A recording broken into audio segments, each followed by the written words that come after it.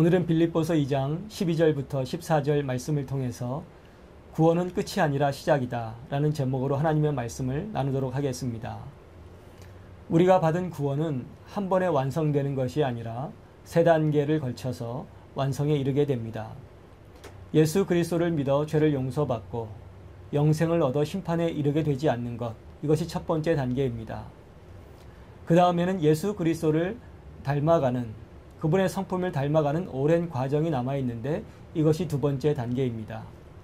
마지막으로 우리 영혼이 부활의 몸을 입고 죄와 사망의 세력에서 완전히 벗어나게 되는 세 번째 단계가 있습니다. 하지만 사람들이 보통 구원을 이야기할 때는 되게 첫 번째 단계나 세 번째 단계의 관점에서 이야기할 때가 많이 있습니다. 그래서 나는 이미 구원을 받았다라고 말하거나 나는 앞으로 천국에 갈 거야 라고 하는 말을 듣게 되는 것이죠. 그 말씀들이 틀린 것은 아니지만 구원의 한 면만 강조한다는 데 있어서 문제가 있습니다. 구원은 이미 시작되었고 미래에 완성되는 것이지만 그날이 오기까지 현재 이루어 가야 되는 과정이기도 합니다. 이것이 구원에 대한 전체적인 그림이라고 할 수가 있겠습니다. 오늘 말씀에서 사도 바울은 우리가 흔히 놓치고 있는 두 번째 과정, 두 번째 단계, 이것을 염두에 두고 말씀하고 있는 것을 보게 됩니다. 그러므로 나의 사랑하는 자들아, 너희가 나 있을 때뿐 아니라 나 없을 때에도 항상 복종하여 두렵고 떨림으로 너희의 구원을 이루라.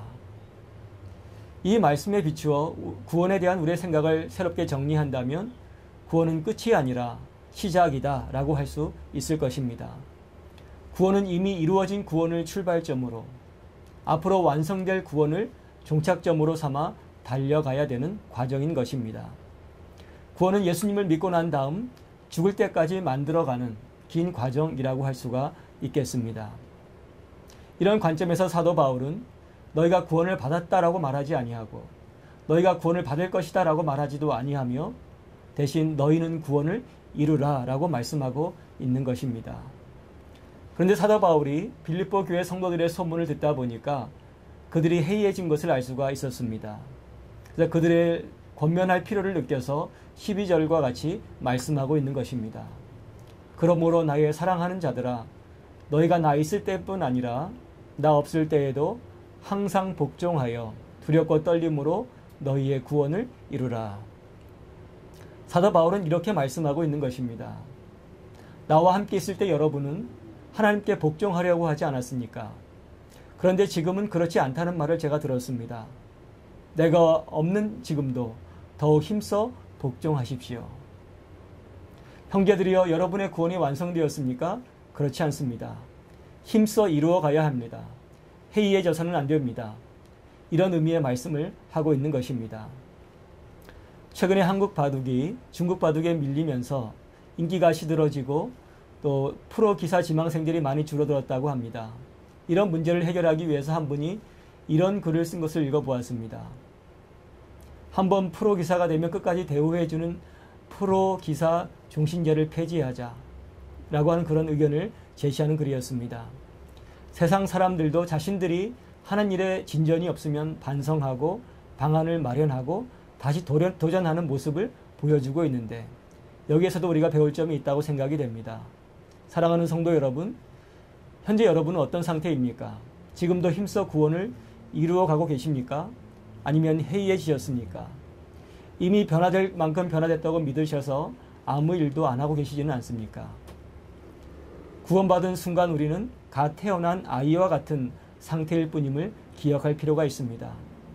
그 다음부터는 아이가 자라가듯 구원을 이루어가야 되는 상태가 우리의 상태인 것입니다.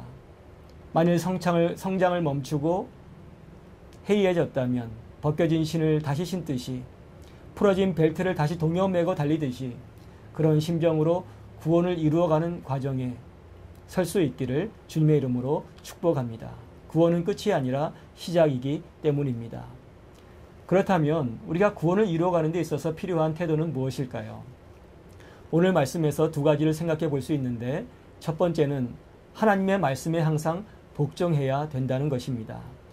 사도 바울은 항상 복종하여 너희의 구원을 이루라 이렇게 권면하고 있습니다. 구원을 이루어 간다는 말을 다른 말로 말하면 하나님 말씀에 복종하는 것입니다. 그렇게 순종하는 삶을 살 때 우리의 구원에 있어서 진보가 이루어지게 되는 것이지요. 우리가 구원을 받으면 되게 감격이 있습니다. 그러다 시간이 지나면 좀 시들해지기도 하지요. 그런 상태가 되다 보면 주일에는 교회에 나오지만 주중에는 되게 옛날 살던 방식을 따라 살아갈 때가 많이 있습니다. 이것이 바로 해이해진 모습인 것입니다. 이제부터 우리가 할 일은 하나님의 말씀을 따라 살아가는 것입니다. 교회에 올 때도 직장에서도 가정에서도 하나님 말씀대로 살고자 노력하는 것입니다.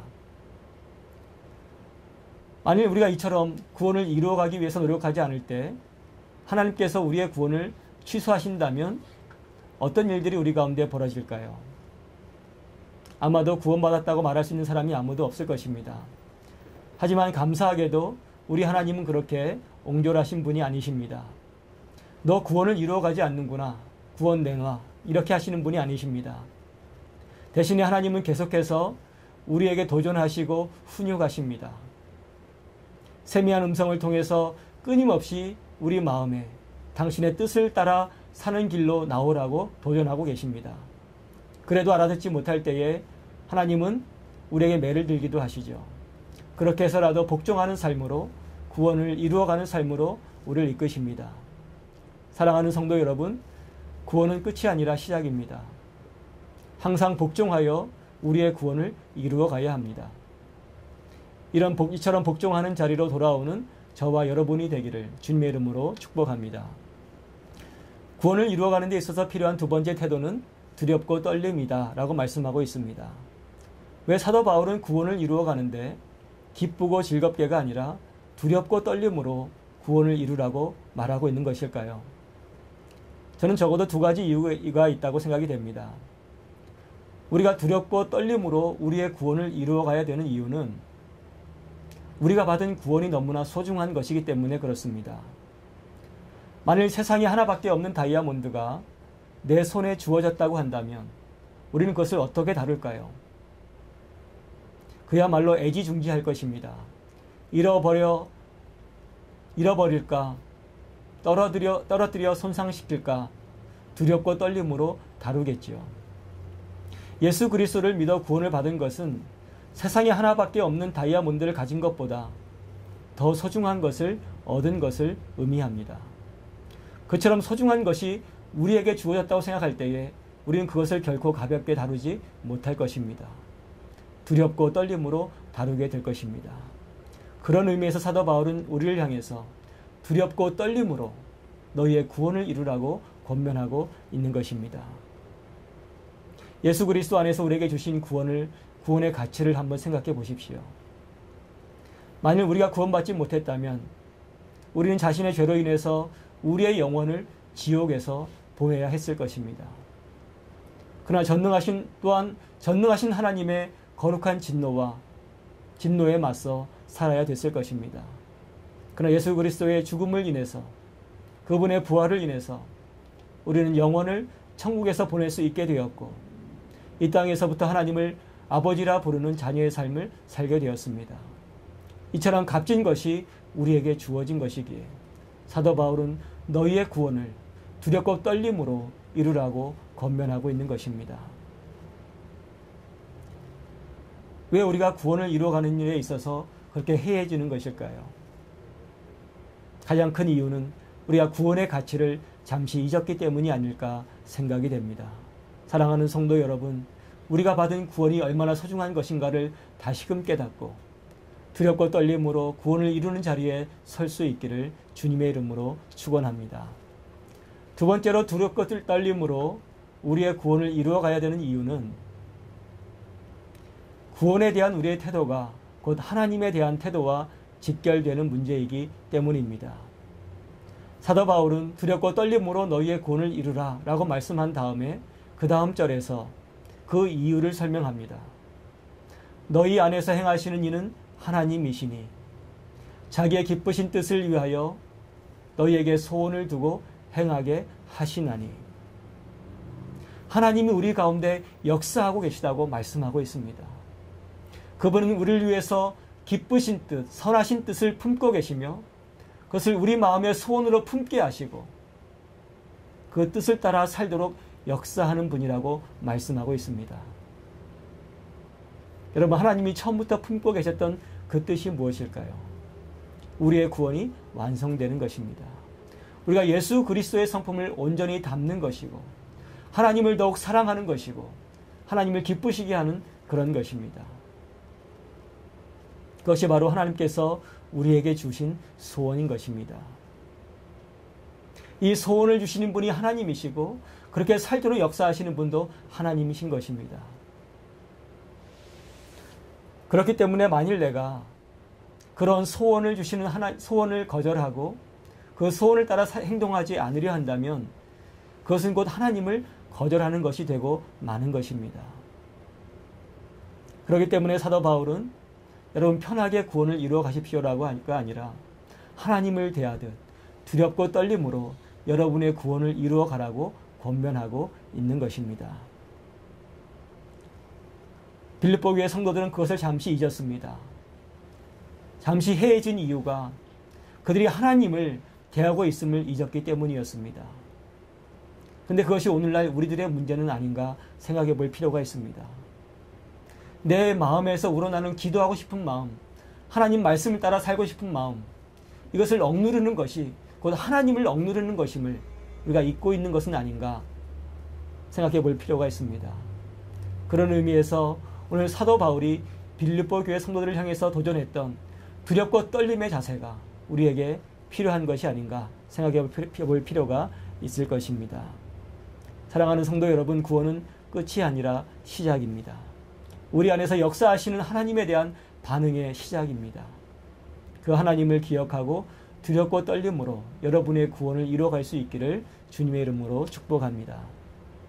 이처럼 우리의 구원을 이루기 위해서 우리가 해야 될 일들이 무엇일까요? 어떤 청년에게 들은 이야기입니다. 어떤 분이 말씀하시기를 기도원에 가서 또는 수도원에 가서 한 3년 정도 지내게 되면 우리는 완전해질 수 있다 라고 하는 이야기를 들었다고 합니다. 과연 그럴까요? 안타깝지만 구원에는 단기 속성반이라는 것이 없습니다. 우리가 구원을 이루어 가야 되는 과정은 살아있는 날 동안에 이루어 가야 되는 평생의 과정인 것입니다. 그럼 이 오랜 시간 동안 우리는 무엇에 집중하면서 우리의 구원을 이루어 가야 할까요? 첫 번째는 공적인 예배에 열심히 참석하는 것입니다. 예배는 하나님을 만나는 농도 짙은 시간입니다. 그렇기 때문에 우리가 변화받을 수 있는 가장 중요한 시간이기도 합니다. 그러므로 무엇보다도 구원을 이루어가고자 하는 사람이라면 예배에 열심을 내어야 합니다. 두 번째로 매일 주님과 데이트하는 것을 즐겨야 합니다. 매일 그분의 말씀을 읽고 묵상하며 기도하고 그 말씀대로 살고자 몸부림치는 것이 필요합니다. 저희 교회에 조이풀 앙상블이라고 하는 어린이 악기 연주단이 있습니다. 똑같은 악기를 똑같은 시기에 배우기 시작했는데 시간이 지나면서 어떤 학생은 다른 학생들보다 월등하게 잘하는 것을 발견하게 되었습니다. 그리고 그 이유가 무엇인가를 알아보니까 누가 시키지 않아도 매일같이 1시간, 2시간씩 연습을 하더라는 것이죠. 처음에는 차이가 나지 않지만 매일 주님의 손을 잡고 걸어간다면 세월이 지난 다음에 많이 바뀌어 있을 우리의 모습을 발견하게 될 것입니다. 그것은 마치 하루에 종이 한 장씩을 쌓는 것처럼 처음에는 표시가 나지 않지만 세월이 지나고 난 다음에는 큰 차이를 만들어내게 되는 것입니다. 주님과 데이트할 때 성령님의 역사로 우리가 조금씩 변화를 받게 되는 것입니다. 주님과의 데이트에 힘쓸 수 있기를 주님의 이름으로 부탁을 드립니다. 마지막 세 번째로 교회를 생각할 때, 교회를 생각하며 말하고 행동할 때 우리의 구원이 이루어져 갑니다. 오늘 말씀은 이렇게 끝을 맺고 있습니다. 원망과 시비가 없이 하라. 이 말씀은 구원을 이루어 가려면 이런 모습이어야 된다라고 하는 말씀이기도 하지만 또한 우리가 변화받았다고 한다면 교회를 생각하므로 이처럼 말하고 행동할 때 조심해야 된다는 이야기이기도 합니다. 우리가 이 부분에 참 약한 것 같습니다. 개인적으로 기도도 열심히 하고 하나님 말씀도 가까이 하지만 교회라고 하는 큰 그림을 생각하지 못해서 교회를 힘들게 하고 어렵게 하는 경우들을 많이 보게 됩니다. 그러나 우리가 구원을 이루어 가려고 한다면 교회라고 하는 큰 그림을 언제나 염두에 두고 말하고 행동해야 될 것입니다.